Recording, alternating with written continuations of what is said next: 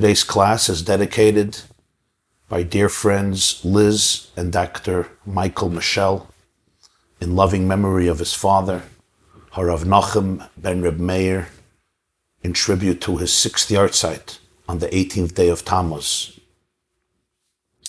Rabbi Nachum Michel was born in Tarnów in Poland in the year 1924. He escaped the German Holocaust by fleeing to Siberia. Ultimately, he arrived to the United States of America, where he received smicha. He was ordained as a rabbi by the famous Lithuanian sage, Rabbi Ze'ev Gustman. And over the next half a century, Rabbi Nachum Michel, Zechrona Livracha, dedicated his life to Jewish education. He built and led the famous Ashar School here in Rockland County, New York, educating, mentoring, inspiring thousands and thousands of students, and inspiring and bringing closer to Yiddishkeit hundreds and hundreds of Jewish families in the area, inculcating in all of his students a tremendous passion and love for Torah, especially for the Tanakh, a love for Yiddishkeit, a love for our tradition, a love for Eretz Yisrael, for the land of Israel, and for the people of Israel, and for the Torah of Israel. Yehi Zichrei Baruch. May he serve as an eternal source of blessing and inspiration to his loved ones, to his family, to all of his thousands of students in Israel and across the world, and to all of the Jewish people. It's never easy to give a class during such a week, such a time, when so many of our friends, relatives, community members, people we know directly or indirectly, are going through such a difficult and challenging time. And I have to say something. Many of us, feel compelled to give answers, to offer explanations, to give insights. But sometimes there's really not much to say. Explanations and answers and insights and perspectives, as valuable as they are and as helpful as they are, sometimes silence is far more authentic, far more real, far more accurate. We don't always have to jump and give answers and give explanations and understand things. Sometimes it's really an ego thing or an insecurity thing. I have to wrap my brain around devastating events. No, I don't have to wrap my brain around difficult events. I could just sit in awe and in silence and in pain and be here. Be here for each other. And that's really our greatest power. Our greatest power at such moments is that we can hold each other's hands, look into each other's eyes, embrace, hug, love, and support each other. And not just in times of crisis, but also in times of serenity and peace and tranquility. I said on Shabbos in Shul, and I think it's very apropos, that the oldest trees in the world are known as redwoods. They are in California. They're called the sequoia trees. Some of them are 2,000, 3,000, 3,500 years old. That means you're looking at trees that existed before Moses, before Moshe was born, before the Jews came down to Egypt. Incredibly, incredibly old trees. And these redwoods were investigated, like what is the secret of their power? How did they experience such longevity, weathering all of the tumultuous changes over thousands of years? And these trees remain intact and are still growing. Some of them are 350 feet tall, 50 or 75 feet in width. What is their secret? And some years ago, scientists, botanists were doing the research, and they naturally assumed that the roots of the sequoias must really be very deep. And because they're so deep, they can weather every storm, every tsunami, every hurricane, every natural disaster, every forest fire, every problem in the world. How shocked they were when they saw that some of their roots are extremely shallow. Some sequoias have roots that go no more than 5 or 6 feet deep. But then they discovered that what they lack in depth, they compensate in breadth. You see, the roots of the sequoia trees extend in breadth. And on the way, as they are extending, they meet the roots of other sequoia trees. And you know what they do? They interlock with each other. They become interconnected and integrated. They become one. On the surface, above the earth, you won't observe it. Each tree is self-contained and independent. It has its unique personality, its unique flavor, its unique character.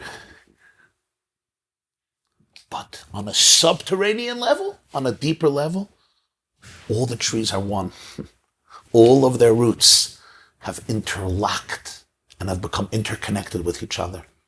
Now, every disaster can take down a tree, even a powerful tree.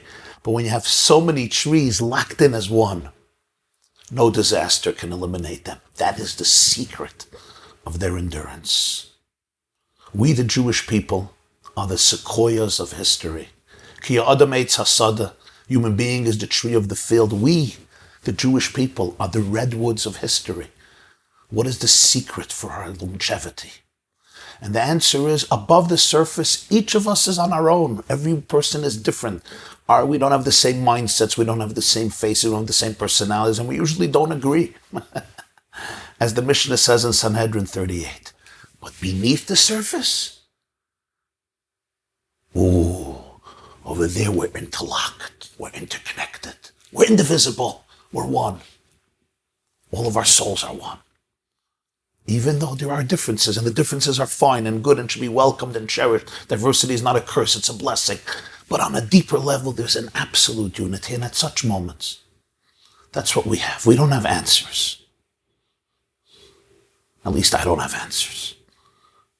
But we have each other. Hold on to each other. Pray for each other. Pray with each other. Hope, dream together, and always be here for each other. We don't have to always agree, but we have to be here for each other with love, with the lack of judgmentalism, with a deep, deep connection.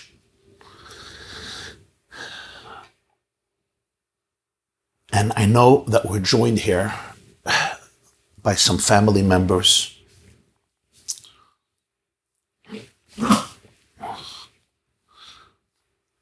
who loved ones have still not been accounted for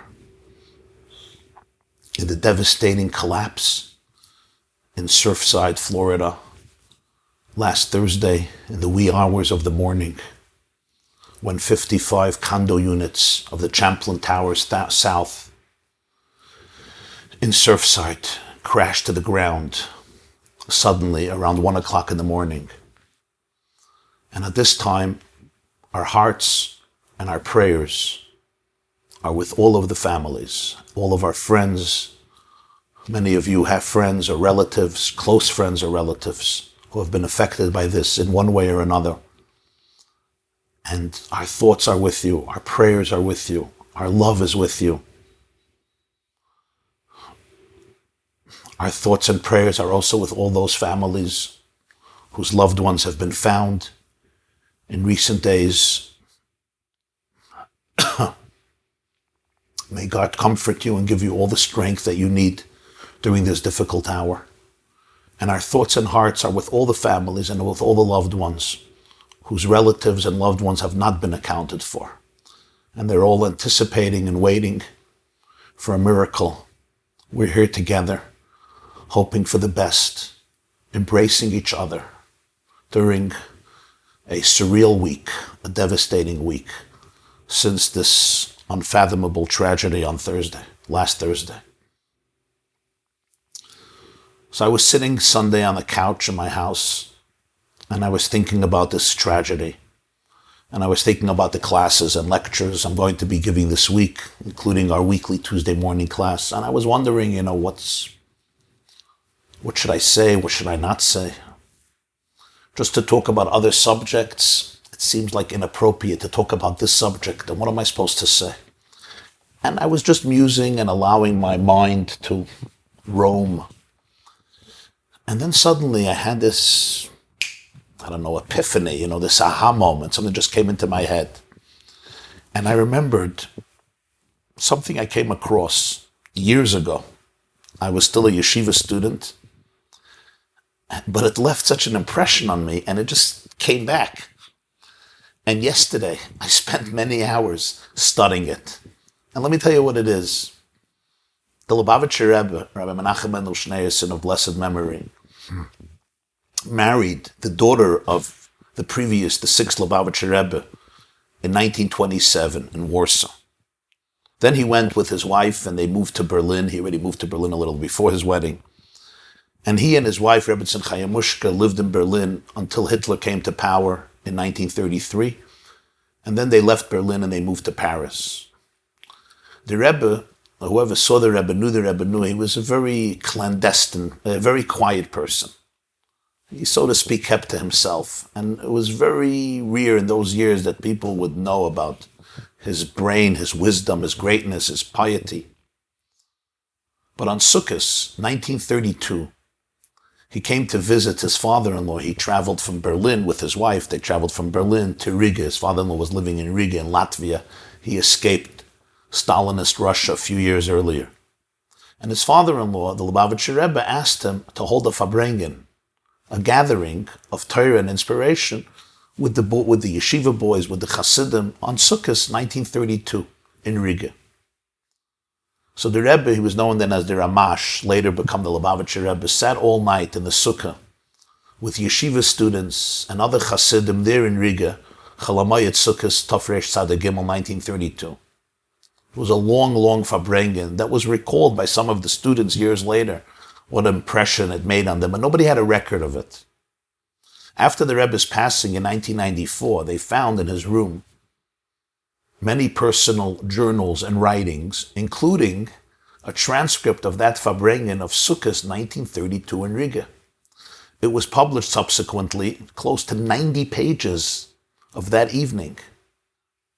So suddenly, years later, decades later, they discovered a transcript that the Rebbe himself wrote, probably afterwards, of what he said that Sukkos as he spoke throughout the night in the Sukkah of the yeshiva, the Lubavitcher Yeshiva Tomchet Mimim, in Riga, Latvia. Sukkos Tafresh Tzaddik Gimel 1932 was published in the late 90s in a book called Reshimos, volume 15. When it was published, I learned it. It's very, very deep, very complex, serious Talmudic analysis. And then I remembered that for a few hours, most of that farbrenged, I should say 50% of it, is dedicated to the laws that deal with searching for people who may be trapped in the rubble when a building collapses. And he analyzes it in detail and dissects it and speaks about it. And he spoke about it for a few hours. Why he chose particularly that topic to speak about for a few hours that night, I don't know. But from the 90 pages, a few dozen pages are dedicated to this Mishna in Tractate Yuma, page 83, which happens to be what many people are going to be learning this week during the Daf Yomi. Literally this week. So this all came back to me, and I opened it up. I went to my bookcase, I opened it up, and I spent a few hours learning through this kuntras, this Reshimos, this farbrenged, and as I told you, it's close to 90 pages, and it's very deep and very intricate. And then I thought, this would be appropriate to learn. Such a sensitive and such a difficult and such a challenging week, with so much devastation and so much pain, and yet so much hope and so much unity and so much anticipation, so much confusion and uncertainty. But as I was reading it, it gave me courage, it gave me empowerment, it gave me inspiration, it gave me perspective, it gave me hope, it gave me vigor, it gave me love, it gave me light, and I thought I want to learn this with you today as well. So let's begin. Again, it's 90 pages. I chose 2 or 3 pages to learn inside because I knew we couldn't learn 90 pages. And it's very, as I told you, it's very intricate, it's very deep, it's extremely profound, and it goes from one subject to another subject, analyzing the laws in a very nuanced and granular way, discussing it both from a halachic perspective, a Talmudic perspective, and then a spiritual perspective, an emotional perspective.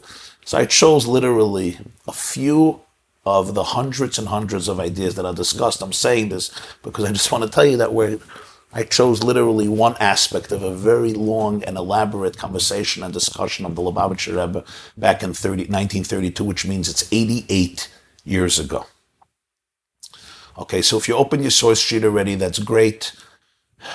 Afterwards, I will take some questions. After I'm done, I will take some questions.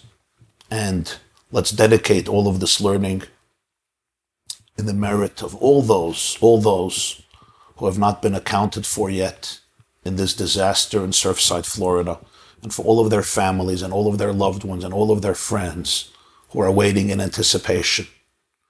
May God protect them and save them. May God protect and give everybody the strength and inspiration you need and we need at this time. And of course, in tribute, in the loving memory of all those who perished in this disaster. Zechronim Livracha.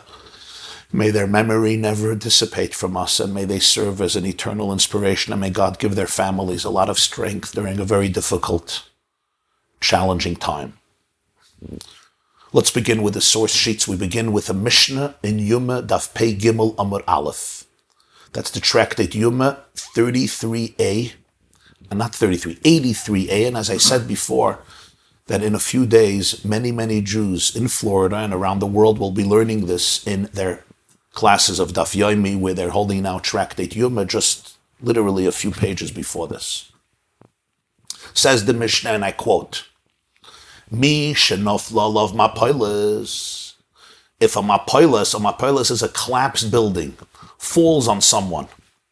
Now what happens if Shabbos comes, and we know that the observance of Shabbos is of highest priority in Jewish life, and it's one of the fundamentals of Jewish existence. What do they say? More than Jews kept Shabbos, the Shabbos kept the Jews. Shabbos is a fundamental mitzvah. It's already mentioned in the 10 Commandments, and it's basically showing respect to life, to the rhythm of life, and to the creator of all life. Working on Shabbos is a grave sin and a betrayal of the divine blueprint for existence. Often, digging through rubble involves violating the Shabbos. Says the Mishnah, it doesn't matter. Even if it's Shabbos, the building collapsed on Shabbos, or the search for the people is going on Shabbos. It's like this. There may be nobody there. A building collapsed, and it's possible that nobody is there. So he says, Safek hu sham, Safek ein sham. Even if it's doubtful whether a person is there or a person is not there, which means there may be no life in danger, it's just a building that collapsed. Furthermore, Safek chai, Safek meis. Even if a person may be there, there is a doubt if the person is still alive or the person has already died. So therefore, to violate the Shabbos, to search through the rubble to find somebody who passed away, you can already deal with that after Shabbos. Furthermore, Safek goy, Safek Yisrael. One does not even know if this person who may be there and who may be alive or may not be alive is a Jew or a Gentile. Regardless, no matter, says the Mishnah, mefakchin alav es hagal. You have to clear the rubble heap from this person. Do everything you can, never give up, continue to dig and search for possible rescue, even though you're not sure you're going to rescue anybody. And you're certainly violating the Shabbos. It could be Shabbos, it could be the holiday, it could be Yom Kippur, and you're not allowed to, under ordinary circumstances, do any of this work. But to save, even possibly and potentially, even if there are many doubts, and statistically, it seems that the news is grim and there's no hope. The Mishnah says, don't worry about statistics now. You could say maybe there's nobody there, and even if there's a person there, I'm not sure he's alive, and you don't know if you don't even know if anybody is there. So the Mishnah says, I don't care if you don't know if you know somebody is there, you don't know they're there. I don't care if you're not sure if they're alive or dead. You say, I don't care who it is. It could be a Jew, it could be a Gentile, you don't know. Continue to clear the rubble. Mefakhin alavas agal. Agal is the heap, the heap of rubble in which a person may potentially be buried under. Heaven forbid. Continue to clear it. And the Mishnah says, Mitzau chai. If you discover the person alive, mefakhin. Of course, continue to clear the rubble, to extract them. If you find that the person has passed away already, then yanichu, just leave him alone. You don't have to continue the work on Shabbos. You can extract the body, the corpse, after Shabbos. The Talmud asks, what do you mean if you find them alive, you should continue to clear the rubble? Obviously, what are we going to think? That you should just leave him there? Obviously. So the Gemara says later, a few pages later, Yuma Daf Pei, page 85, the idea is even if you see that the person won't be able to live long, the person is literally breathing their last. So you might think, okay, let them die in peace, let them stay here, it's Shabbos, let me go. It says, no. Even for an hour, even for a moment, even if you see that the circumstances, the physical circumstances are very grim, it overrides everything. And you must take out the body. They must take out this living person. This is the Mishna in Yuma. And this is the basis of the idea in Judaism that we never, ever give up. As long as there is any glimmer of hope, we don't give up. We don't look at statistics. We don't say it's unlikely, the chances are slim. No. Even if I have to violate every law in the world. As the Gemara says, the Pasuk says, V'chai behem v'lo sheyamos behem. You should live through the mitzvahs, not die through the mitzvahs. If a mitzvah could cause the death of a Jewish soul, then that's not a mitzvah God wants you to do. So if by me keeping Shabbos, observing Shabbos, can cause, there's even the slightest chance that it could cause the antithesis of life, then Shabbos must be obliterated, must be violated in order to save a life. This is the Mishnah, Yuma 83. Comes the Gemara, Yuma Pehei Amud Aleph, the next piece in the source sheets, Yuma 85. Tana Rabbanan, the rabbis, asked the question, Ad heichen hu boidek? How far should one check if the victim's body shows no sign of life? As we said, a person is digging through, clearing the rubble on Shabbos or on Yom Kippur, on the holidays. If they find life, then of course you extract the person. If the person passed away, you could leave them there till after Shabbos. But how long should you check? How far should you check? If a victim's body shows no signs of life, he says, Ad chaytmai. You check until the nose, meaning you're going up, you find the legs, you check till the nose. V'yeshaimrim, another opinion is ad libai, until the person's heart. You don't have to check to the nose.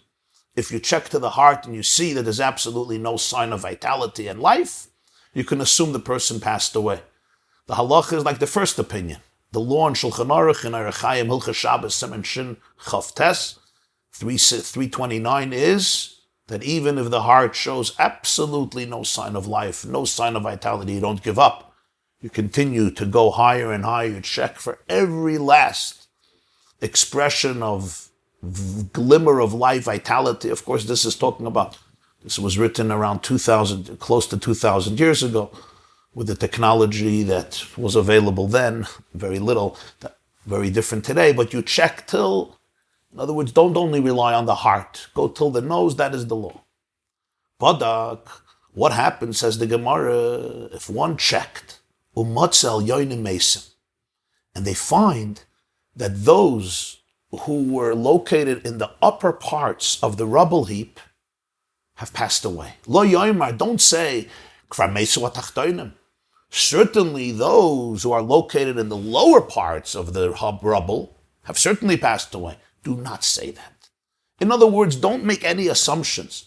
If there is a rubble heap, if a building collapsed, and you see that people on the top have passed away, so therefore you say people who are lower than that for sure are gone. Do not say that. In fact, Maisa, Haya, let me tell you about a story. The Gemara says there was an incident.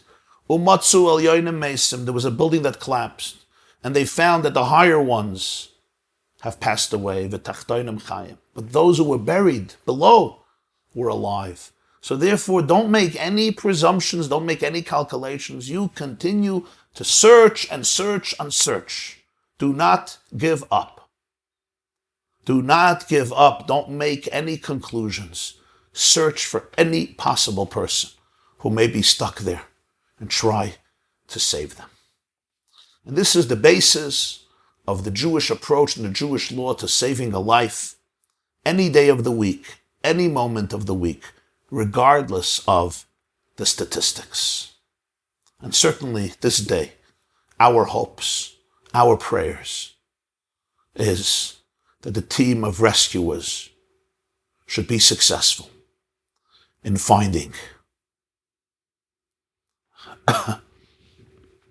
all those precious, precious, beloved people and souls, husbands and wives, young and old, mothers and fathers, grandparents, siblings and spouses, friends to many of you, relatives, children, parents who are trapped under the rubble. Now, we go to the next stage.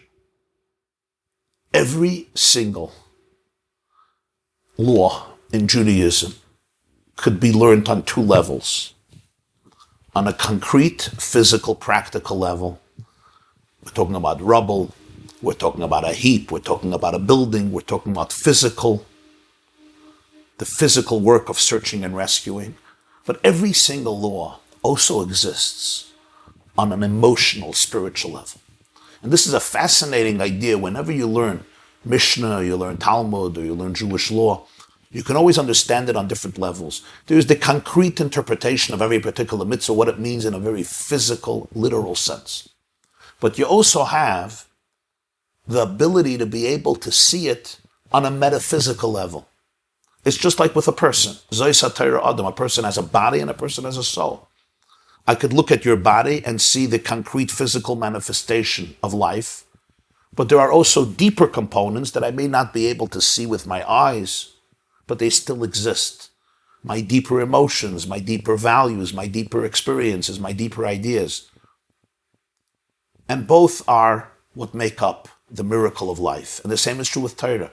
There's the body of Torah, which is the concrete manifestation of Torah. Every halacha has a concrete, physical, and very technical interpretation, what it means in a physical reality. But the very same law can also be understood and appreciated and studied from a spiritual perspective, and both are completely synthesized with each other. They reflect each other like the body reflects the soul, and the soul is mirrored in the body, and the body mirrors the soul.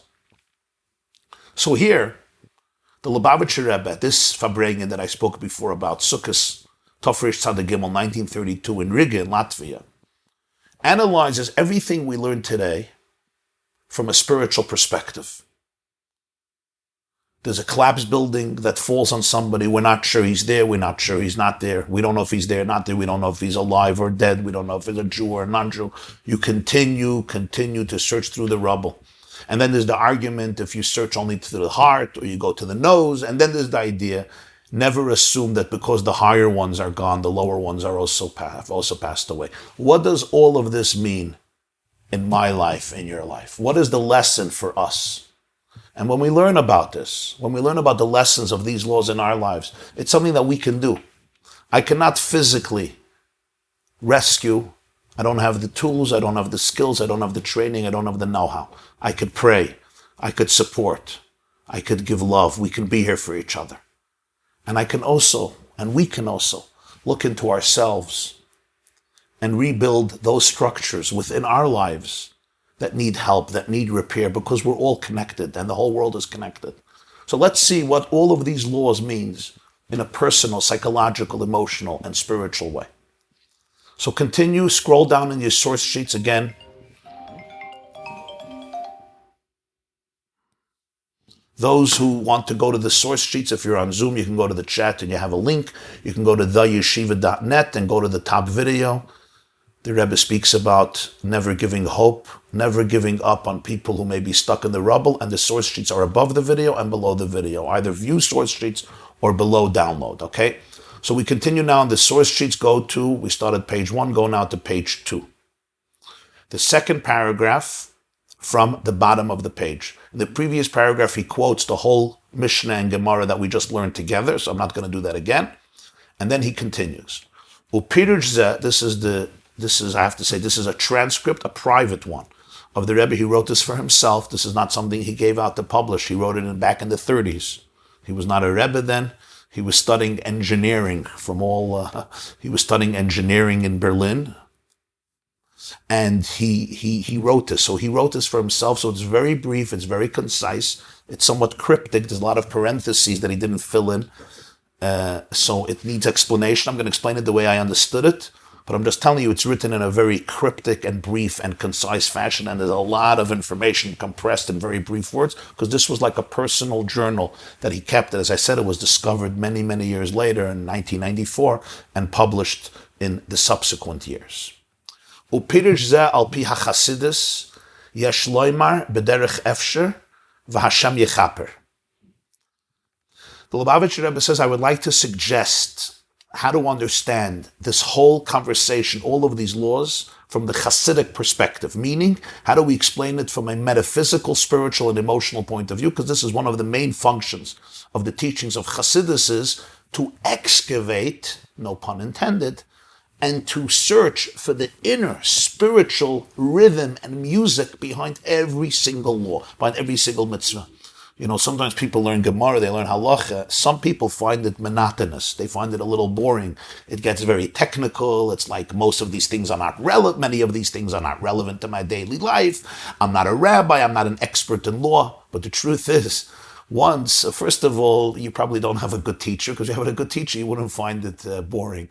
But besides that, in other words, if you really understand it, you won't find it boring. But in addition to that, once you discover that every single discussion in Mishna and in Gemara and in halacha and Jewish law is really a discussion about love, about relationships, about psychology, about human growth, about human development, about the struggles and hopes and longings and yearnings and challenges that each of us face within our own brains and our own hearts and our own relationships with ourselves and with our loved ones and with our children and with our spouses and with other people.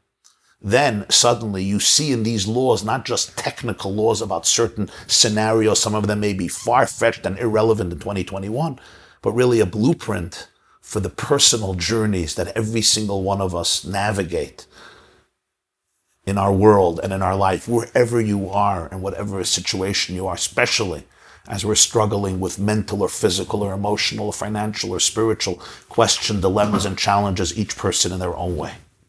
So he says, I want to suggest the explanation of this Mishnah and Gemara from the spiritual perspective. And he says, it's only a possible explanation. There may be others. And then humbly he says, and may God forgive me if I'm making an error. You see how the Rebbe writes, if I'm making an error, may God forgive me. And he begins. Mapoilus. What is a mapoilus? We spoke about a mapoilus falling. We don't know if there's somebody there. But what is a mapoilus? Mapoilus is binyan shenafal. It's basically a building that collapsed, a home, a structure, a mansion, a tower, a binyan, an edifice that fell. Or it's a heap of stones, but it's not organized. There's no coordination. Generally, a building that stands, it's all about structure. But a mapoilus is when it's destroyed. So you have all the rocks there, but it's a heap. It's disorganized. In other words, a collapsed building is essentially, so to speak, no different from a standing one if you miss the point of what a building is.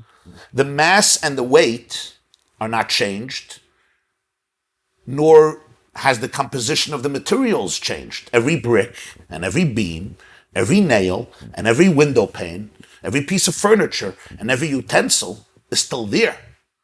But what changed, and this changes everything, is the arrangement vis-a-vis each other. What a difference. One spells life and one spells disaster. On the one hand, when you have a structure that is coordinated and organized, you have a home, an edifice that's containing an array of rooms, each designed and equipped to serve the needs of its inhabitants. On the other hand, a mapoilus, a binyan shenafal, is what? You have a pile of rubble that poses mortal danger for anyone who's caught inside. So that is what a mapilus is. It's the same structure, same exact structure, same mass, same weight. All the materials are there, but there's no order. There's no rhythm. There's no coordination. It collapsed, and therefore it poses mortal danger. What does this mean in my own inner life, in our inner life? We know what it means physically. Sadly, we know what it means physically. But what does this mean in our own inner life? Dihine ha'olam kuloi koima achas shleimahu. The whole world is really one large edifice, one large structure. Kamaya Adam, it's like a person. Shenikra olam katan. Ecclesiastes Koheles calls the human being a miniature universe. We are a micro-universe. Kamaya Amru, our sages say in the Medrash, Avos de Reb Nosson, Kol ma sheyesh ba'olam yesh ba'adam. Whatever exists in the macro exists in the micro. Every human being is a miniature universe. What's the unique feature of biology? Structure, organization. There is a holistic system that defines human life. A person is made up of 70 or 80 trillion cells. Trillion! Each cell has its unique function in the overall structure of biology of a person's life and of every creature. So the Rebbe says the world is a mirror of a person, and the person is a mirror of the world. And when we say the world here, we mean our planet and our universe. So just as the human being is a self-contained biological living reality, living organism, this is true about the whole world. V'amru Razal, our sages therefore say in Shabbos Ayin Zayin, Ein davar ba'olam levatala. Shabbos Ayin Zayin Beis. There's nothing in the world that is in vain, that is meaningless, that is valueless, that is inconsequential. Just like in a person's life, every single cell serves its function.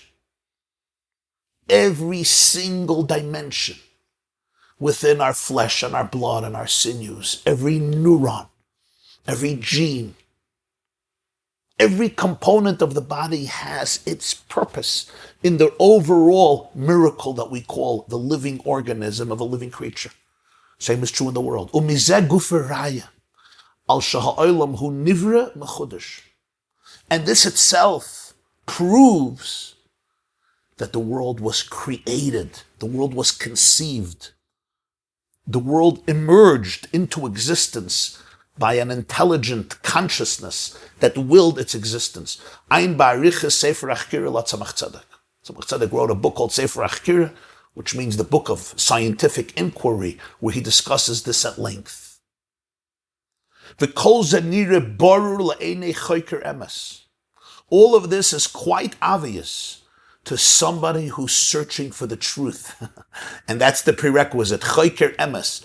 Choker emes means a researcher who's looking for one thing, emes and only emes. No confirmation bias, no preconceived notions, not allowing my own pain or my own agendas to dictate the results. But somebody who's truly a choker emes. A true researcher, meaning, what do you mean a true researcher? Somebody who's really searching for the truth and only for the truth. This is an obvious conclusion. Not everybody has to research everything. It can also be accepted through faith, through emunah, by every single Jew. But those whose vision is eclipsed, and they look at the world and they say, there is no order and there's no judge. And every person can do whatever they want. Might makes right. There is no master. You are a random mutation. You are a random error. Life is meaningless. Life is a mistake. All of existence is just a random piece of luck, and therefore you are an infinitesimal blimp on the surface of infinity. Your life amounts to nothing. Hare b'dimiyoinoi, says the Rebbe, in this person's imagination, nasa me habinyan hameshuchlel, Mapoilas v'gal shel avonim. The person takes a structured mansion and turns it into a collapsed building. Now there's a heap of rubble. The world essentially is what? The world is the most structured, coordinated, incredible mansion that has ever been constructed. And when you see the world for that truth, you right away understand, just like when you're looking at a building, and you're looking at a tower, you understand that there was somebody involved in construction. It didn't just all happen here by chance. Why? Maybe it happened by chance. Maybe an avalanche and a hurricane and a tsunami created all of the apartments. So you're laughing because it would be a joke.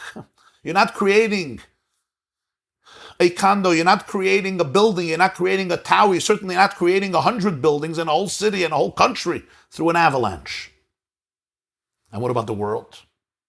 The most sophisticated building in the world pales in comparison, and not just pales, it pales infinitely in comparison to the engineering in one leaf, or in one worm, or in one cell. But there are two types of people. They live in two different worlds. There's a person who lives in a world and they look at the world and they see a symphony. They see architecture. They see the beauty. In other words, they see the koyach hapoel benifel. They see the presence of a creator in every single element of creation. But then there's another person who takes a most beautiful world, but in their imagination, I'm living in rubble. And I'm buried beneath the rubble. I'm living in a collapsed building. I'm living in a world where everything is a random error. There's no purpose. There's no design. You look at all of the designs, so you find explanations. You find rationalizations, you find justifications. But the bottom line is, there's nobody behind it, there's no consciousness behind it, there's no love behind it, there's no purpose behind it, there's no meaning behind it, there's no order behind it, there's no creator behind it, there's no purpose, there's no design behind it. So what's really an astoundingly beautiful world in this person's mind, he says, is a mapoilis. It's a collapsed building. There's the famous expression of the Chovos HaLevavos, the 11th century Rabbi YY Ibn Pekuda. He has a book called Duties of the Heart, Chovos HaLevavos. And in Portal of Unity, chapter 6, he says, when we contemplate the world, he wrote in Arabic, he says, when we contemplate this world, we find it so organized and so arranged. He says, there's no part of it that doesn't display an element of composition and coordination and organization and structure and engineering. He says to our senses and intellect, if you study our planet and our universe, he says, it appears like a built and furnished home where all of our needs are prepared. You come into a house and all your needs are prepared. He says the sky above is like the roof. The earth below is like the carpet. The stars in their array are like candles. All the objects gathered in it are like the treasures of the home. Everything has its purpose and its need. And he says the person, the human being, is the master of the home, who he gets to use and enjoy everything that's in the home. The various types of plants prepared for the benefit of animal and then human life. The various kinds of animals. This is what Rabbi YY is writing in the 1000s. He says, take a look at the order of sunrise and sunset, establishing daytime and nighttime, allowing for vegetation and produce and hibernation, allowing for the different seasons, which allows for vegetation and produce to continue, allowing for cold and heat, for summer and winter, for the seasons and all of their benefits and all of the changes without interruption. He says, look at the orbits of the planets and all their movements and the stars and the constellations with their precise movements and order. Rabbeinu Bechai Ibn Pekuda writes in the Duties of the Heart, never straying and never changing, and everything ultimately is here to be able to support life on the planet. So what the Lubavitcher Rebbe is telling us here is I could live in two different worlds. I could live in a world where I appreciate the fact that there is divine providence that orchestrates every detail of our lives and every detail of creation. There is a creator that produced the world, that conceived the world in love, and everything is part of a holistic unified picture, just like when you come into a building, a functioning building, and the engineering of it, the architecture of it, and then the contractor who did it. It's astounding. Every pipe is in its place, and every piece of furniture, and the electricity has its place, the plumbing, every dimension, every wire, every room, every piece of furniture has its place and its function to be able ultimately to support the purpose, support the person living there and having their needs.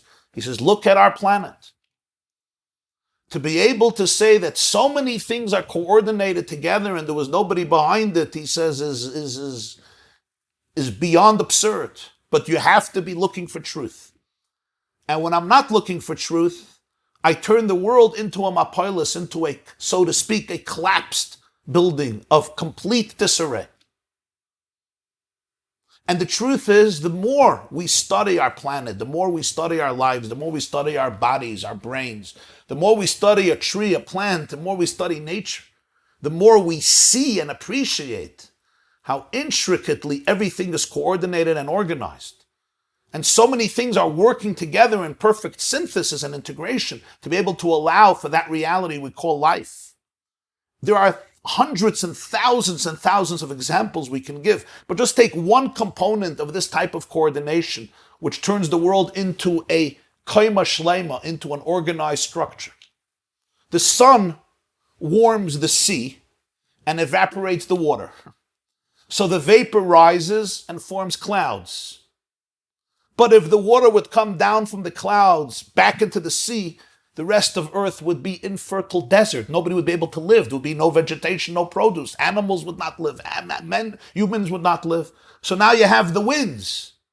And the winds are the conveyors that carry the clouds across the earth.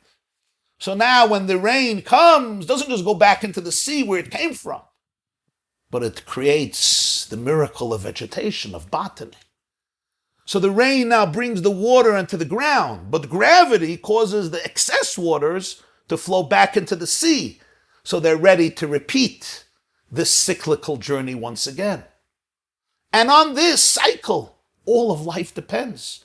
If the sun was a little smaller, or the sun was further away, the rate of evaporation would be too small to provide the earth with rain. If the sun was larger, or closer to earth, the rate of evaporation would make life impossible. And every living thing would be scorched and burnt. It would be too dry to live. If the winds had not functioned the way they operate and they would not carry the clouds into the distance, as I said, the rain would fall back into the sea and everything would be desolate. If the gravity on Earth was as light as on other planets, the rain would not flow back to the sea and the cycle would not be able to resume. If gravity was stronger, the rain would fall like hail and it would destroy all the vegetation rather than give the earth the potential to grow. If the rotation of Earth around its axis was slower, the day would be so long that the vegetation would be dried up by the sun. The lightning that erupts during rainstorms allows the nitrogen and the oxygen in the air to unite, to fertilize the soil and give us the amino acid we need to form cells. How are we supposed to access nitrogen? And the answer is the lightning allows the nitrogen to converge with the oxygen. So now the earth, the soil, gets those nutrients that we and animals all need for our amino acids with which we could not live. The more you study this, the more you observe this, the more you see this in every single aspect of creation, the more you realize that yesh balabayis lebirazu, that this is a home that was built, that was structured, it was conceived with purpose, with love. I'll give you another very interesting thing people don't realize. You know, the colder the water becomes, the denser and heavier it is. Cold layers of water sink naturally. So the waters in ponds and lakes and rivers that are exposed to the cold, the upper layer is expected to freeze and sink to the depths because it's heavier. And what would happen? Everything would turn into ice and all marine life, all life in the water would be destroyed. everything would be destroyed. Does that happen? Why even in the coldest climates, there's winter. The ocean, the seas, the lakes are ice. Everything should be ice. Everything alive in the water should be destroyed, dead. And all we should have over there is dirt and toxicity. That's not what happens. Something unique happens, and it's incredible. When water reaches 4 degrees Celsius, the process is reversed. The water begins to expand, becomes lighter, and it rises to the top. Till 4 degrees, it's becoming heavier and heavier. Once it reaches 4 degrees, the process is reversed. So now the top layer is freeze. They protect the deeper layers. The temperature is maintained, and life can exist. Had even one detail of any of the above been missing, life on Earth would not have been possible. Is it likely that all of these combinations, all the laws of nature, and countless other wonderful combinations are all the result of blind randomness? Never mind when you study the DNA existing in a plant, in a tree, in a mosquito, in a bee, in a mammal, in a bird, in a reptile, in a human being. The DNA code, never mind when you analyze the 80 trillion cells, never mind you analyze the 100 billion neurons in the brain. Martin Rees is considered one of the greatest scientists and astronomers today. And he has his book, he explains how after the Big Bang, the fine-tuning of the forces of nature had to be so exact. And if any one of them would be missing or would be off by even a say a million, other billion times, survival could not happen. The universe could not be formed. Our planet could not support life. You're talking here about constants that are so fine-tuned seconds after the Big Bang that the likelihood for all of this to have happened randomly is simply absurd. So the Rebbe tells us here, when you look at this, it's obvious that yesh din v'yesh dayan. There is a consciousness behind it all. But if I'm blind, I live in a world that has collapsed. There's no order, there's no structure. All the materials are here. I enjoy the oceans and I enjoy the lakes. I enjoy plant life and I enjoy land. I enjoy my body and I enjoy my brain. But what do I say? I say there's no order, there's absolute disarray. Now we go to the next step. He analyzes this even further and deeper in the next few paragraphs. Go to the last paragraph on page 9. What do we do now? He says, V'tzarich liyos mefatchin es hagal. What we need to do now is we have to clear up the rubble. 1 second. Why does the Mishna say mefakchen? The Mishna said mefanen. Mefanen means clear up the rubble. It says mefakchen. He says pikeach loshen chachma. Bechachma is bariru v'loshen pikeach ivrim. Mefakchen es hagal in Hebrew could mean clear up the rubble. It can also mean from the word pikeach, which means develop wisdom. And also from the word pikeach, which means vision, to see. Pikeach ivrim. He opens the eyes of the blind. One of the blessings in the morning. We have to open up a person's eyes and open up a person's perception that a person should be wise. The Talmud says, who is a wise person? Somebody who sees that which is being born. Literally, it means wise people look at the future, not only at the present. But there's a deeper interpretation. One needs to open their eyes to be able to see that the whole world is being born. It's being born. It was born and is being born from a state of nothingness, emerging into a state of somethingness through the Creator. Because this too is one of the fascinating components of the creation. For thousands of years, atheists maintained that the world was always here. If the world was always here, it doesn't need a creator.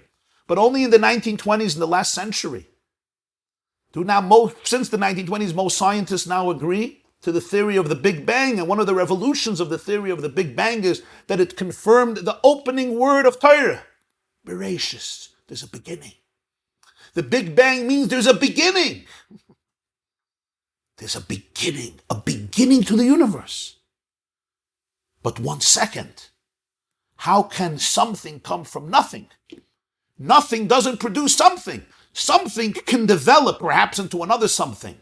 But how does something come from nothing? How does ayin come to yesh, ex nihilo, as they say in Latin? How do you do that?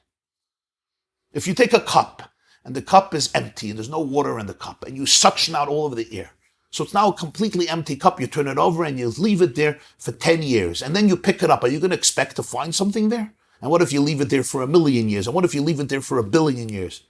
Nothing is supposed to happen. How does something happen to nothing to create something? From nothing can't come something. And since we know that from nothing came something, therefore we say that nothing is really not nothing, but it's no thing. Nothingness is no thingness, which means it's not a thing, it's not tangible, it's not matter. M-A-T-T-E-R. It's what we call divine infinity, which is no thingness. It's ayin. It's no thingness. So a building that collapsed, what does it mean that I'm living? Under a building that collapsed means I'm living in a world that I believe has no meaning, has no purpose. I don't see the love. I don't see the soul. I don't see the consciousness. I don't see the divine alignment. When I walk into my home, I expect to see everything has its space because I know somebody built this home.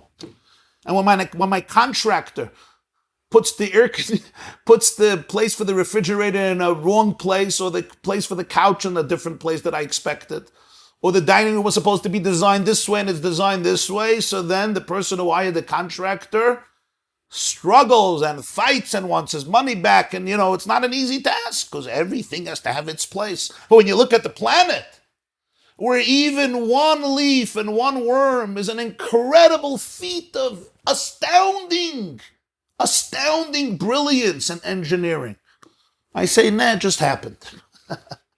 It just happened. I saw Rabbi Avigdor Miller of Blessed Memory in his book, Rejoice, O Youth. He says, if all we would find on our planet was one leaf from a tree, it would be sufficient evidence that the world has a creator. Just one leaf from one tree. You look at photosynthesis, you say, of course trees know how to take sunlight and turn it into glucose, sugar. Of course roots know exactly how to develop and go deep down and make sure they spread and they get the water and the nutrients they need so they could feed the tree and give it its soul and give it its life. We just expect it. Of course your cell knows how to replicate itself and become 80 trillion cells and develop into the human body. And the fetus is ready to be born, of course. But the truth is, why of course? I could live in a world of terrible confusion and darkness. All the rocks are here, all the stones are here, but I don't see it. The Rebbe continues, I'm going to say this outside, that stones are a metaphor for letters. Just like stones build up homes, letters build up words, because every speech is really construction. When you give a speech, it's about constructing, it's construction.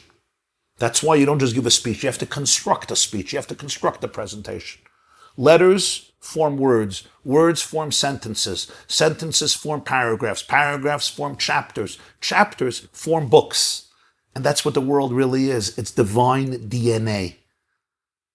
God created the world through letters. DNA, yes, DNA today are defined as letters. And that's the dictionary that all of the living organisms have been using, the same dictionary, the same sequences. That also a random mistake? Not exactly the same sequence. It's the different sequences that create the tiny variations between creatures and other creatures. We share 98% of our DNA with chimpanzees and 50% of our DNA with bananas.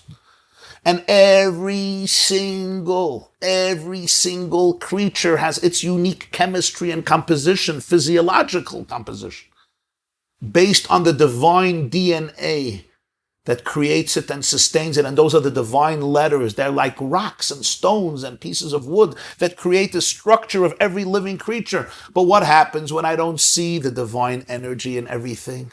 And everything just is one big mishmash. I don't recognize the spirituality of the universe, the organic oneness of the universe, the organic oneness in me and in you and in all of us together. I'm living in a collapsed world. So what do we need? We need every person who can to go and clear the rubble, to help a person who lives in a universe that is deconstructed, in a reality that is deconstructed. Help them open their eyes, help myself and my fellow human being gain perception, gain perspective, not live in a world of despair, in a world of hope, in a world of disalignment, in a world that I feel that I am a mistake, my children are mistakes, everything is a mistake. That's why the mission doesn't say mefanin esagal. You don't clear up the rubble.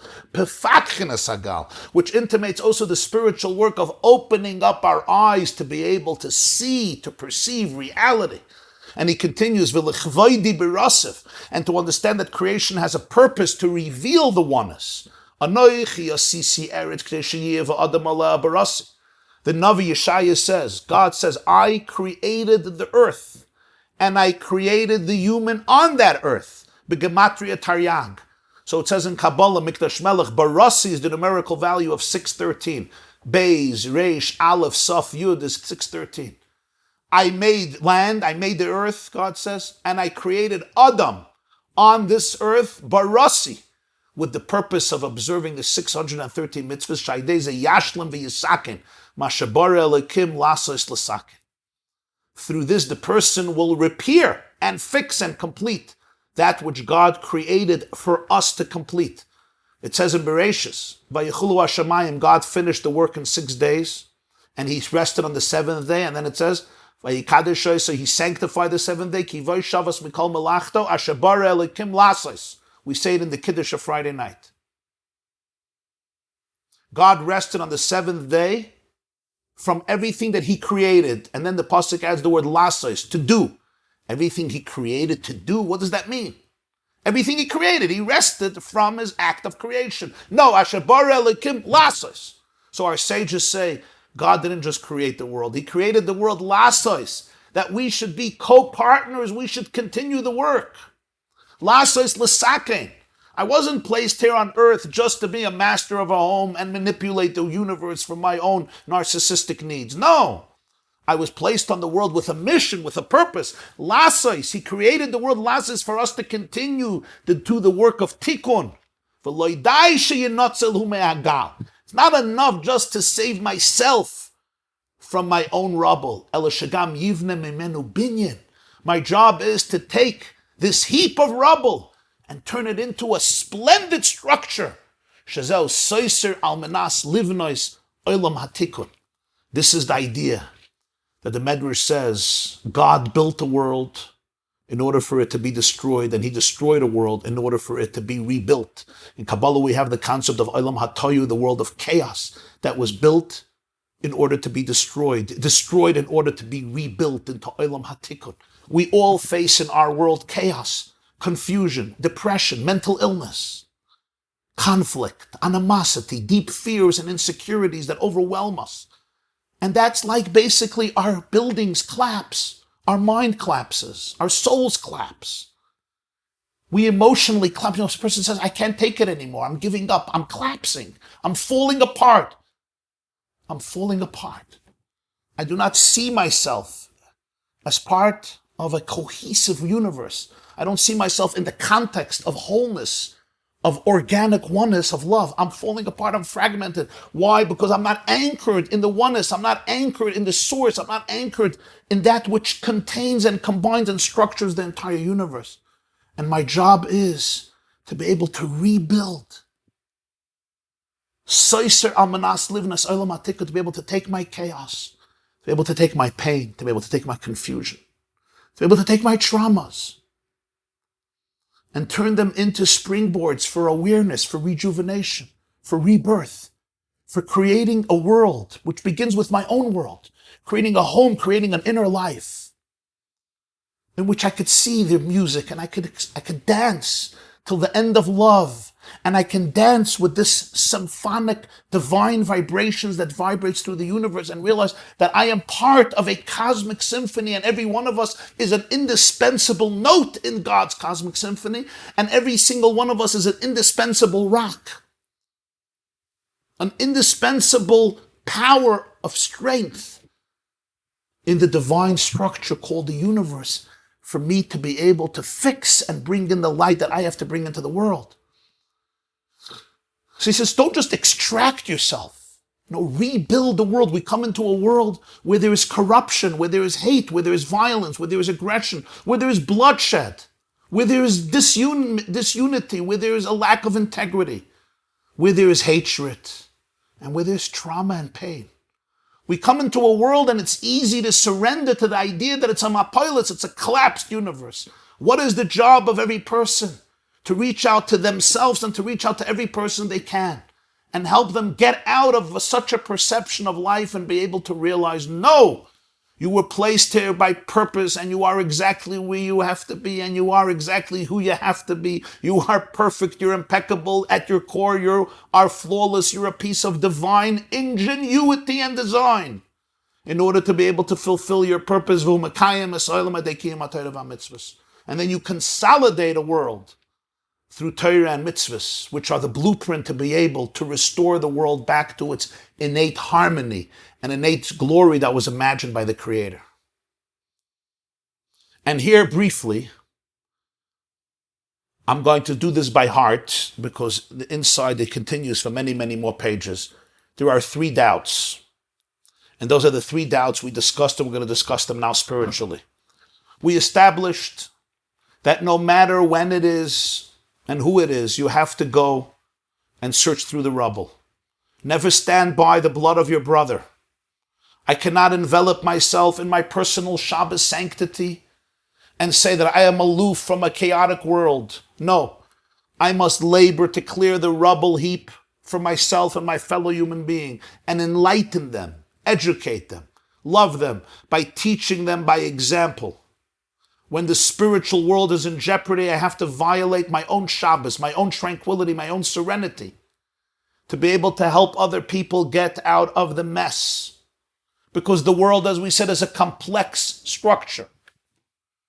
Its design and purposefulness is evident to an observer who's unbiased. But we have free choice. And I can choose to ignore the obvious. I can view the world as a haphazard pile of rubble, a mishmash of elements, of creatures, laws without origin, without direction, without purpose. And such a person is comparable to somebody who has been buried by a mapoilus, somebody who inhabits creation, not as a resident of a divine home, but as one who is overwhelmed by a meaningless, capricious, and soul-crushing mound of debris. Do you wake up in the morning and say, I am a resident of God's home and I have my unique role to play today? Or I wake up to a world and I say, this is so depressing, this is so meaningless, this is so capricious, this is so chaotic, this is so sad. Which world do you wake up into? So the Rebbe says some of us wake up into a world that crushes us. I don't feel happiness. I don't feel my dignity. I don't feel my purposefulness. I don't feel that I'm an ambassador of the divine, an ambassador of love, light, and hope. I feel that I am a random mistake, and we all have those moments. This is not either or. It's not a black and white question. I have those moments when I wake up into a world that is so confusing and I feel it's a meaningless place. And I'm overwhelmed by the anxiety and the stress of it all. What is anxiety and stress if not feeling that things are falling all over the place and I don't know how to contain them? What is anxiety if not this? I have never seen a better definition for anxiety than this piece of work, mapoilus. In Talmud it's called mapoilus. Things are falling apart and I have no place to put them.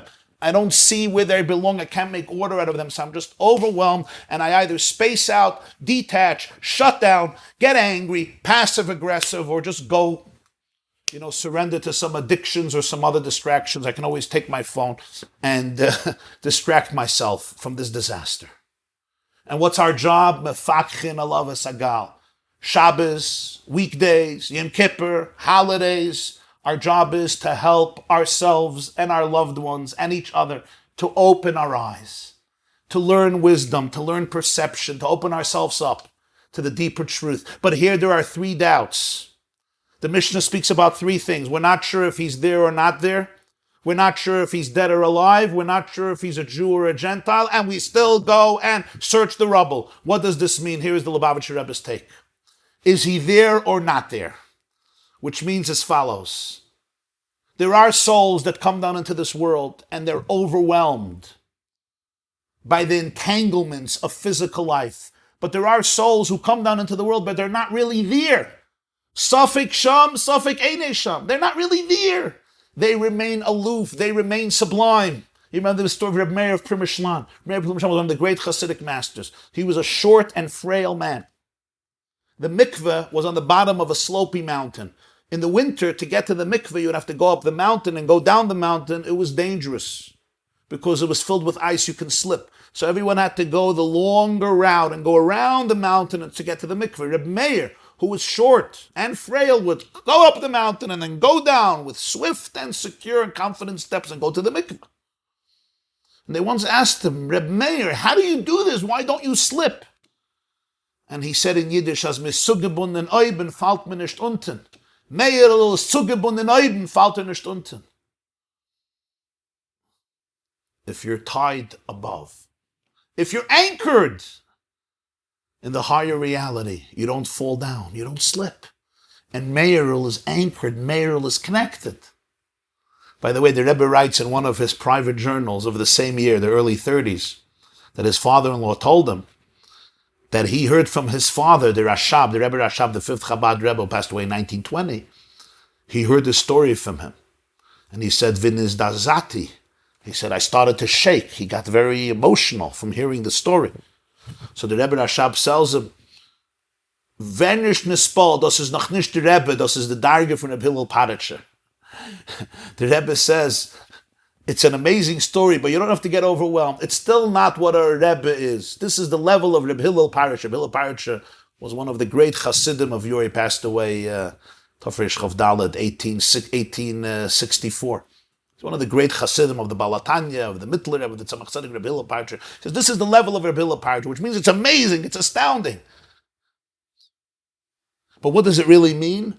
It means some people are not here. They're in the world. They're in the world. There's a world of atheism and a world of confusion and a world of depression and a world of chaos. But they're not here. They're always in a different space. You know, I always say there are AM souls and FM souls, right? In the radio, right? AM souls, you turn on the channels and the world is coming to an end within 7 minutes, especially when you have certain talk show hosts. You go to FM, you know when you have an AM married to an FM? You ever saw that, right? The AM looks at the FM and says, you're out for lunch, you're clueless, you're detached, you don't care. And the FM looks at AM, you're always tense, you're always anxious. Where should you live, in AM or FM? Many of you don't even know what this is anymore. You don't listen to the radio. But in the olden days, we went into the car, you had AM or FM. Some people wanted to hear the crushing news, and some people wanted to hear their music. So Lahavdil Reb Meir Primishlan says, I'm anchored above, I don't fall below. So you look at a person, you don't know if he's there or he's not there. The soul may not even be in the rubble. Safek Eine Sham, he may not even be there. Two types of people. You have a person who came into the world, but they never really landed, they never really became enmeshed. Such an individual, it's very easy to extract. Such an individual may not even need your assistance. But then you have a person who's so enmeshed in the rubble heap that he's indeed there. He's buried in it. He's overwhelmed. So the Mishna says, I don't care who the person is. You go and get them. You go and help them. Then you have the second doubt. Safek Chai, Safek Meis. Even if he's there, he may be dead. Life, in its ultimate definition, is attachment to the source of life, to the creator of life. The Torah says, you who cleave to God are alive. But sometimes I ruin my life. Sometimes I betray the divine plan, the divine blueprint. I turn my back on my own essence. I turn my back on the source of my own reality. In other words, I turn my back on the will of Hashem, which is the DNA of reality. Imagine a person says, I'm not going to live according to my genes. My genes are not going to dictate my life. Don't let my genes interfere with my life. My dear, your genes are your life. God, don't tell me what to do. Don't interfere with my life. God is your life. There's no life outside of the Creator. And that's why the Gemara says, Rishayim b'chayim kriyim mesim. When a person turns their back to their own soul, to their own divinity, to their own core, they may be physically alive, but emotionally and spiritually, they're not alive.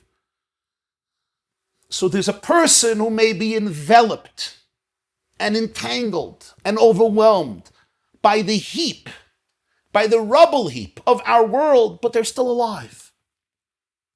They're stressed, they're anxious, but they're still alive. They are fulfilling the divine blueprint. But then you have somebody who has severed the lifeline of his or her soul. He may be dead. Comes the Mishna and says, you continue searching. Do not give up on any soul. Don't say, he might be dead, forget about it, it's hopeless. You continue searching and embracing and loving and bringing close every single soul. And then there's the third question. Safek Yisrael, Safek Nachri, a Jew or a heathen, a Jew or an alien. What does this mean? The Rebbe says you have sometimes a person who transgresses the divine will. They should get the will. So spiritually they have severed their lifeline, but they still cling to their identity. They still know who they are. There's still a loyalty to God, a loyalty to the people. Yes, I sin, I transgress. But my outlook ultimately is anchored in some basic loyalty and dedication to my people, to my God. But then you have somebody who's so overwhelmed by the rubble heap of life that he or she becomes completely alienated from their roots. And they have now renounced the very essence of who they are. Is there any point in disturbing my own spiritual tranquility, my own Shabbos, to attempt the excavation of such an individual? Sometimes you look at a friend, or you look at a child, you look at a nephew, you look at a niece, or you look at yourself. And you say, this person is so alienated. It's not just they have severed their lifeline, they do wrong things, they do things that undermine their connection with life. So there's a spiritual death there. You're talking here about a person who throws everything out, a person who alienates them completely. They don't want to look your way. They completely, it says, Nochri is Mishna, Snachru, Maisav Laviyam Shabashamayim. I completely see myself as an outsider, as an alien. I don't want any contact with you. Says the Torah, whatever your doubts about your buried brother and sister are, whether he's there or he's not there, whether he's spiritually alive or dead, even if he may be or she may be completely alienated, they are never, ever, ever beyond hope. Never give up hope. Never stop the search and the labor of love to help them get out of the heap of rubble, get out of under the collapsed building, and live in a universe that is aligned with love and with oneness and with unity. Do everything in your power to clear the rubble that smothers his or her soul, his or her inner consciousness, to revive this person, to rekindle their indestructible identity. How characteristic for the person who wrote these words back in 1932. Could have anybody imagined in 1932 that in just 10 years, the Jewish world of Eastern Europe would be turned into mass rubble? All that would be left from 6 million of our brothers and sisters would be ashes. Piles of ashes. Go to Majdanek and you'll see the piles of ashes. And sometimes spiritually we look at a person and we say there's nothing left. There's just a pile of debris here. There's nobody here. Even if the person is here, they're gone. And even if the person may not be gone, there's nobody to work with. I'm talking about spiritually. But the Rebbe says, the Torah tells us, no, mefakchin alav sagal. You may have 3 major doubts. Do not stop the search. Do not close your heart. Do not close your mind to this person. Do not sever the connection.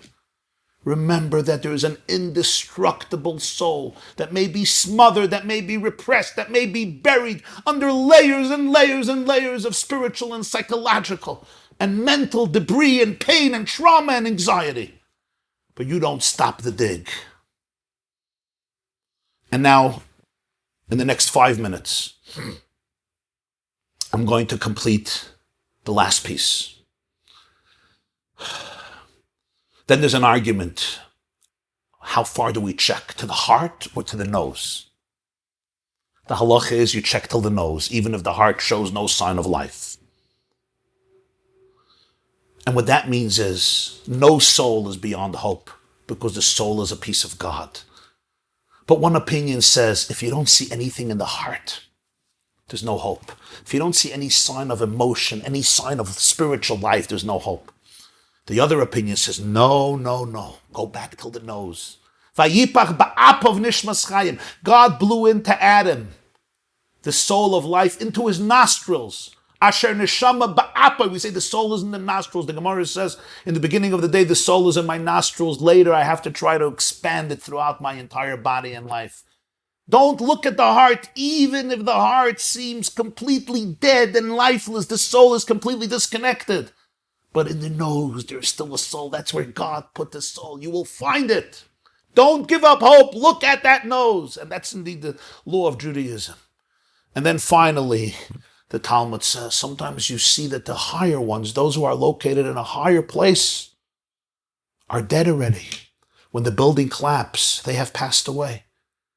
Do not presume that therefore you're not going to go down to the lower ones. He says, what does this mean? He says, sometimes you look at a situation and you see somebody who seemed so talented and elevated and spiritually refined, and yet they have given up on life. And you can't find any vitality there. And then you'll say, so for sure, I'm not going to work with somebody who seems to be in a much lower place, in a much lower state. Do not do that. Sometimes, he says, we have seen in history that talented people, lofty people, have succumbed to the confusions of life, to the pain of life. Do not presume that somebody with a lesser degree of talent or intelligence or spiritual aptitude is also doomed. Never give up on anybody's soul. Don't compare people. Don't say, he's lower, she's lower, they're brute, they're careless, they're valueless, just give up on them. They really don't care. Look, even this great person is doomed. So what do you expect from this person? He says, do not do that. On the contrary, time and time again we have seen that sometimes it's the simple folk who have preserved. Sometimes people who were eminent and erudite have fallen by the wayside. And yet the simple Jew with his deep inner faith and integrity, unencumbered by the complexities of intellect, has remained the hardiest survivor of them all. Don't judge people. You don't know who's an Elyon and who's a Tachten, who's higher, who's lower. This one you could give up on, this one you can't give up on. This one is higher and he didn't make it for sure. This person I can't deal with. The Gemara says, in fact, Maisa, if you look at reality, if you look at the stories, you'll see that we never ever know the deep vulnerability and power and purity that exists in every single soul. And therefore you never give up hope. And even when the rubble seems so overwhelming and the confusion seems so powerful and you're not sure if the person is there or they're not there, if they're alive or they're dead, and if it's a Jew or an alien, and there's nothing in the heart, and this person is on the lowest level, the lowest stratums of existence, you continue to dig. We never give up hope on any soul that may find itself in the rubble of life. We never give up on any soul that may be buried in physical rubble. We always hope for a glimmer of life. We'll do anything to rescue your person. And spiritually, we never give up hope on any type of soul existing in any rubble, until we restore it, and we rebuild the structures of our homes, of our families, of our life, and a world, creating a world that reflects the harmony and the oneness of its creator, creating a world of alignment in which we are all united, in which we are all connected, in which we realize that there's a cosmic symphony in each of us is here to play and contribute our unique note to the divine and splendid symphony. Thank you. Have a wonderful day and a wonderful week. And may we hear good news from all of you and from all of us and from all of our communities and from all our loved ones and from all of our friends. May we hear good news coming from our beloved friends in Surfside, Florida, and from all of our people the world over, and from all good people in Surfside and the whole world, until the moment when our world will perceive itself to be what it really is, not a mapilas, not a place of confusion and darkness, but a place of light and clarity, divine, infinite oneness. Okay, let me take some questions. How do I put myself out of the rubble when for me praying, reciting psalms, giving charity, lighting candles is really not uplifting me? So two things. Number one, these things may be associated in your life with pain, with anxiety. For some people, davening or reciting psalms triggers some anxiety from their youth. So you have to really see if that's the case. I don't know. But you have to ask yourself, what are your underlying feelings when you open a Tehillim and you're saying Tehillim? Is there maybe guilt that's coming up? Is there like pressure that's coming up? Because really when you say psalms, it's very, very emotional experience of serenity.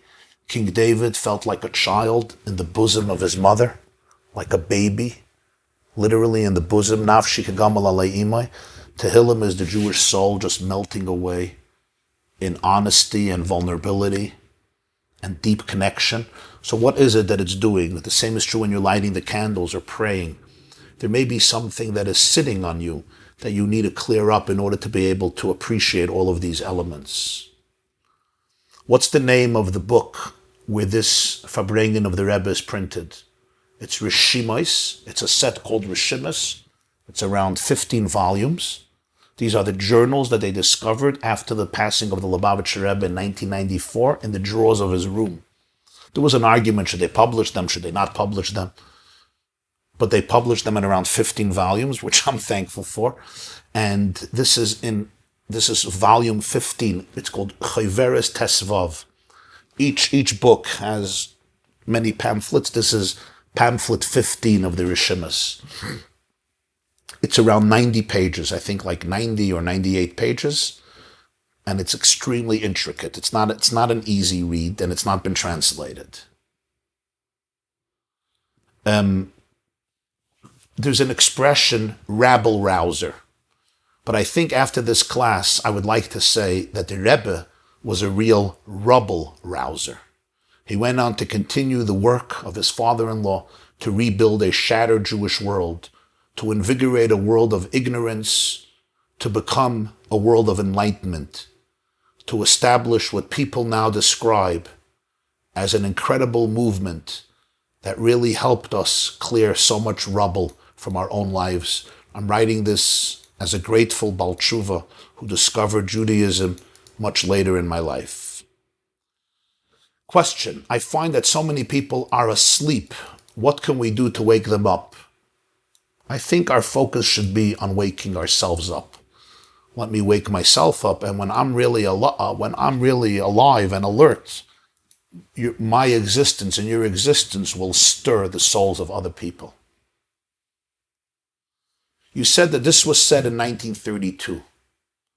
Is it possible that the Rebbe spoke about this also because of the great Russian famine of 1932 and 1933 that killed 5 million people, including 4 million people in the Ukraine, which was the Rebbe's birthplace, in Dnipropetrovsk, where he grew up, and he was referring to this? Or maybe he was also referring to the Wall Street crash of 1929, which resulted in the Great Depression. Many people died. In our days, we saw 9/11, which of course brought down the tallest building in the world, killing 3,000. And it's fascinating that so many people didn't have closure until a speck of DNA confirmed what they already knew after 9/11. Yeah, it's possible that the Rebbe was referring also to some event that happened in 1932 or 1931 or 1930, maybe in Poland or Latvia or Russia. Or maybe he just chose this particular part of Gemara to use it as a springboard for the ideas. I wouldn't know that. You speak about scientific inquiry with truth, without bias. Can somebody be unbiased? Is there anybody in the world who's objective? Could somebody be looking for truth? We all have preconceived notions. We all have confirmation bias. I don't believe that there's such a thing as an objective person who is completely objective. I agree with you, but at least I could be open to my biases. I could be open to the fact that I have biases. I may not always be able to know what they are and see them on my own, but I could tell myself, you know what, maybe I have to go deeper. Maybe I have to really try to get rid of my fear of what the conclusion may be. Maybe I'm not comfortable with learning that there is a God in the world. Maybe it's too painful. Maybe it means that there are demands. Maybe it means that I have to ask myself, what's the purpose? It's so much easier to say life is a mistake. I don't think it's really easier. I think it's depressing, but ultimately it's easier, shorter. So I have to at least open myself up to all of these factors. A lot of beautiful questions. Wow. Okay, last question. By 1932, there were already whispers of the Holocaust. We all know of an essay by Rav Kook about the shofar and his speech that he gave in the Churva in 1933. So maybe this was some subtle, unconscious intimation of what would be happening to Eastern European Jewry. That's what I said earlier, that suddenly the mapilas, all the structures that Jews were comfortable in, or at least somewhat comfortable in, or at least accustomed to, came crashing down in the years after 1932. And we had to rebuild, and we rebuilt. But now again, so many structures are crumbling in a different way, emotionally, physically, spiritually. You had Miron, you had Karlin, you have here Surfside. You had Corona, the Corona structures brought the whole world to its knees, 7.7 billion people. And I think at such moments, we have to really be able to go out there with compassion and help lift every single person who may be buried in the rubbles of uncertainty and confusion and sadness and despair and trauma and anxiety. That's our job. That's our job. Everyone today is a rescue worker. Rescue yourself, rescue your kids, and rescue everybody you know. And rescue doesn't mean that I'm the savior and have all the answers. It just means I could give you my arm, my hand. I could stretch out my hand, stretch out my arm, and most importantly, stretch out my heart. And I think that's one of our mission statements today. What is the title of the volume of books found and printed? It's called Reshimos, Resh Shin Yud Mem Vav Sof, Reshimos, Reshimos by the Lubavitcher Rebbe. I wish you all an amazing day and a beautiful day. May we hear good news, and may we all be zeicha to the Geula Shleima b'mheira b'yameinu. Amen. Take it from Miyad Mamish. Thank you, everybody, for joining us. And especially I want to thank everybody that's joining us from Florida. There's many people joining us here from Florida, I can see, including friends, families, relatives of those who are not accounted for. And I want to welcome you and thank you for being here and just say that we're with you. You're in our thoughts, you're in our hearts, you're in our prayers. We want to be here with you. We stand with you together at this moment of challenge and difficulty and deep emotional uncertainty, and yet profound faith and profound hope. Thank you. This class is brought to you by the yeshiva.net. Please help us continue the classes. Make even a small contribution at www.theyeshiva.net/donate.